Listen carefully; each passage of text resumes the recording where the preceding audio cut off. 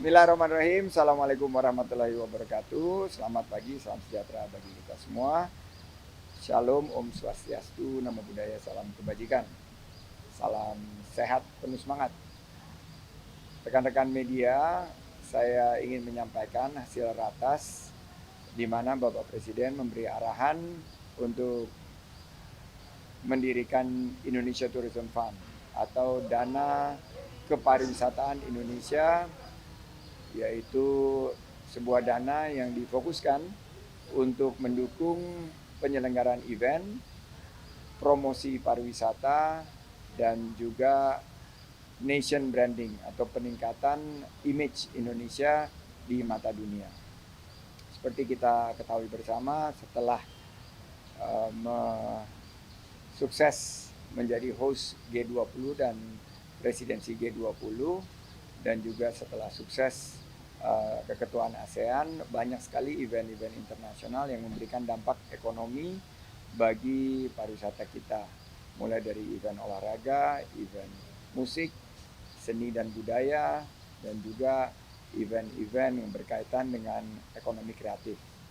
Arahan Bapak Presiden, kelembagaan ini tentunya akan dikelola dengan penuh tata kelola yang baik, secara hati-hati akan memilih event-event berkualitas dunia yang akan nanti meningkatkan perekonomian lokal maupun juga nasional, sehingga pemerintah memiliki daya saing yang meningkat dari segi bidding untuk beberapa event-event besar, mulai dari MICE dan event-event dunia lainnya. Kita bisa melihat World Expo, Piala Dunia, maupun konser musik yang besar untuk juga meningkatkan ekosistem pariwisata dan ekonomi kreatif kita.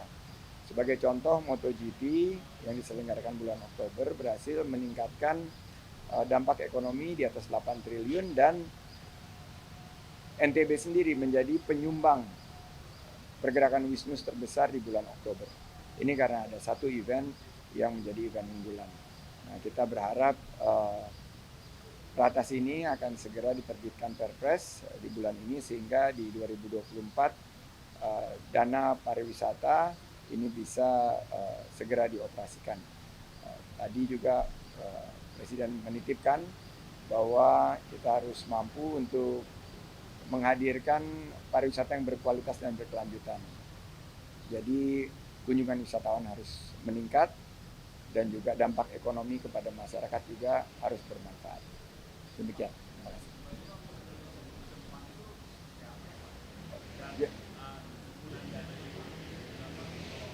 Jadi tadi sudah dibicarakan, kita tidak akan membuat lembaga baru, dan Indonesia Tourism Fund ini akan dikelola oleh LPDP, dan seperti dana kebudayaan, dana ini juga akan tentunya melibatkan semua stakeholders berkaitan dengan kepariwisataan.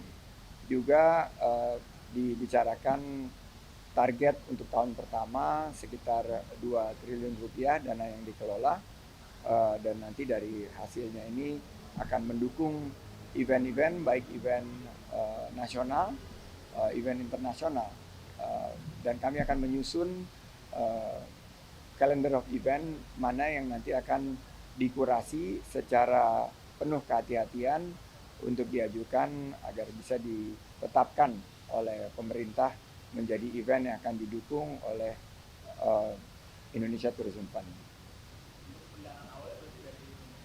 Ya, dari pemerintah, dan kita sudah memutuskan ini nanti Kementerian Keuangan yang akan merealokasikan.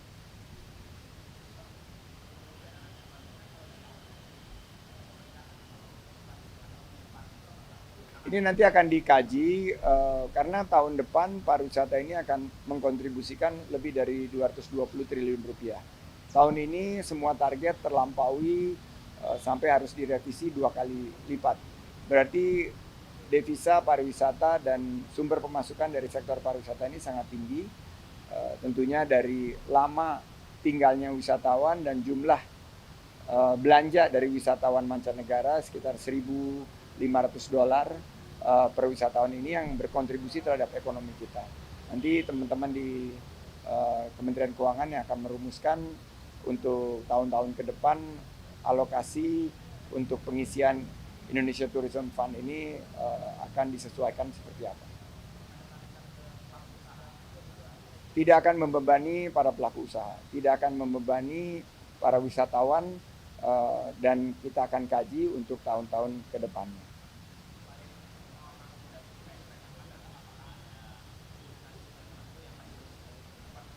Tidak ada destinasi baru, tapi ini fokus kepada 3 hal.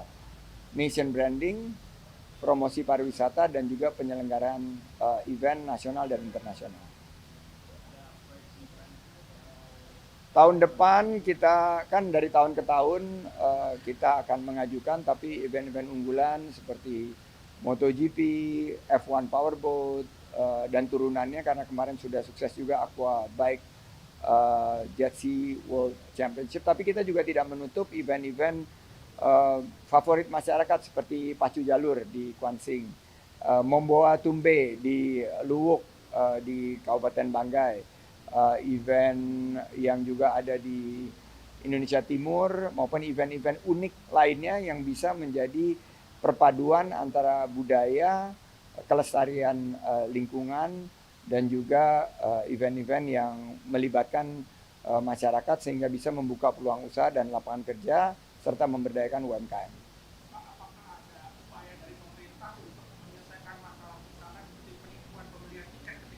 Ya.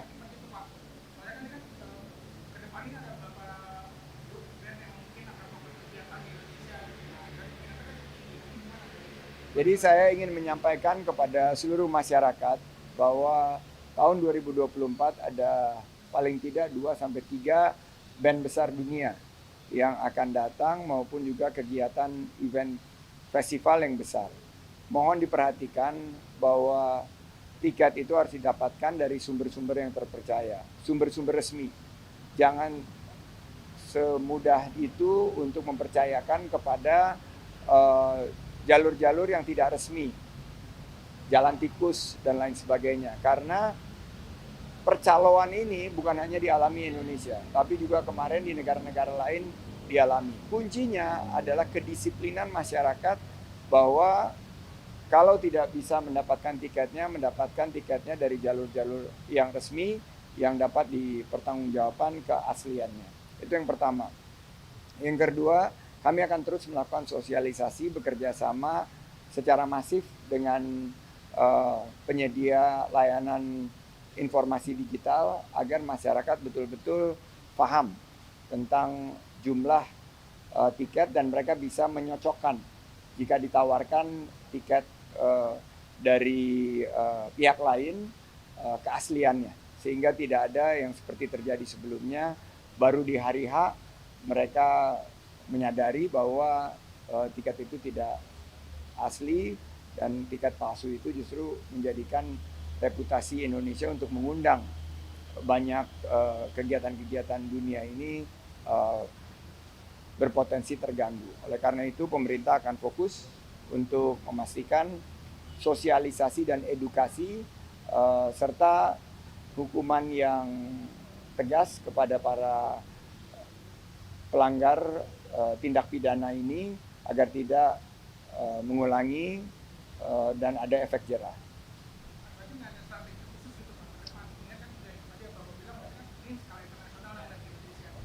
Eventnya, jadi strategi khususnya itu adalah sebelumnya ada pemberitahuan yang masif dan ada help center dan aplikasi yang bisa digunakan untuk mengecek keaslian daripada tiket tersebut. Jadi itu nanti akan kita arahkan setiap event organizer dan promotor untuk menyediakan, sehingga masyarakat tidak ragu-ragu lagi jika mereka belum berhasil mendapatkan tiket dari Tiket War untuk tidak memaksakannya dan mengambil tiket dari sumber-sumber yang tidak terpercaya. Saya belum bisa share, nanti promotornya akan launching di Kemenparekraf, di Gedung Sabta Pesona, di Weekly Brief. Tapi ini band-band besar. Nanti silakan teman-teman bersiap-siap Tiket War.